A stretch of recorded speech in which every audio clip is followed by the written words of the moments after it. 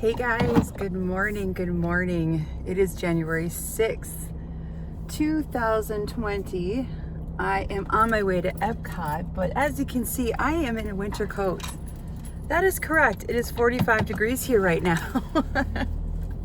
Maybe even a little less, maybe 42. I think it might be 42. Anyway, it's cold. It's really cold. Now, it's a nice plus for sleeping in. I slept in a little longer than normal today because I was all cold and snuggly, and I miss that about the Midwest and just waking up and, just feeling like I can't leave the bed because I would freeze to death. You know what I mean? But I also am fueled by the sun and by just a normal temperature. And so I remember this feeling of I'm too cold to do anything or move or whatever, and so I hate that feeling too, because then I feel so incredibly lazy, and so I am forcing myself to get out of the house. I'm trying to get back on my park schedule, which was Monday, Wednesday, Fridays. I try to go to the parks, just if anyone is curious about that, for meeting up or whatnot. Those are usually my 3 days that I try to get in. I'm not a weekend girl. It sounded bad. Nor am I a call girl.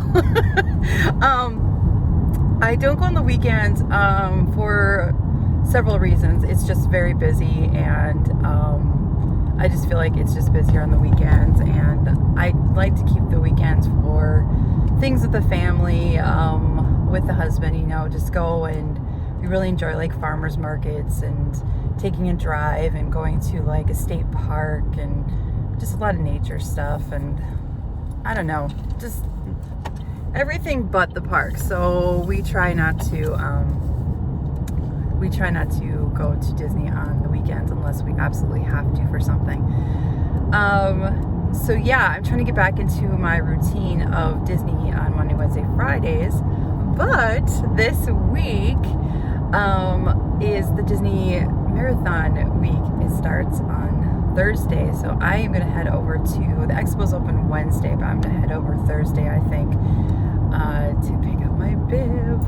So I'm super excited about that because I haven't run Disney since 2015, I believe. So it's been 5 years now. I keep forgetting we're in 2020. So I'm pretty pumped. So I'm headed to Epcot today. Traffic is this normal pain in the butt, I see. And let's see, I've got fast passes for Soarin' and Living with the Land. I tried to get those always back to back so that I can stretch out. So I think it's like a 9:40 to 10:40 my Soarin', and then my Living with the Land's like 10:50 to whatever. So I'll ride Soarin' like at 10:40 on the tail end of my fast pass, so then I can turn around and literally just walk over Living with the Land and get on, and I don't have to visit the pavilion twice. It's a beautiful pavilion. It always makes me feel like a little mall area, and with the food court and everything. It's one of my favorites. It's just a pain in the butt to keep walking up the hill, and the crowds can get pretty crazy there, so it's just nice to not have to deal with them more than once. So, because the Soarin' crowds, you can always tell in Epcot here at opening where everyone's headed. They're either going to the left, which is Test Track, Mission Space maybe, but I still think their biggest draws are probably honestly Frozen and In the Back by World Showcase, and Soarin' is still a huge hit. So it's pretty impressive because Soarin' has been around for a while now. People have asked me what do I think of the new Soarin' show, I guess you want to call it film. It's growing on me. I really enjoy the smell of grass as you go over the savannah with the elephants. I guess a lot of people's beef was that they looked too fake, that it looked too CGI, and it didn't feel like you were going over a real whatever. Now, my dad wrote it for the first time, and he said nothing of the sort, and I didn't preface it with anything with like, but people think it's fake, Dad, just so you know, because then that's all he's going to think about when he first rides it. So he loved it. He didn't see anything different about it.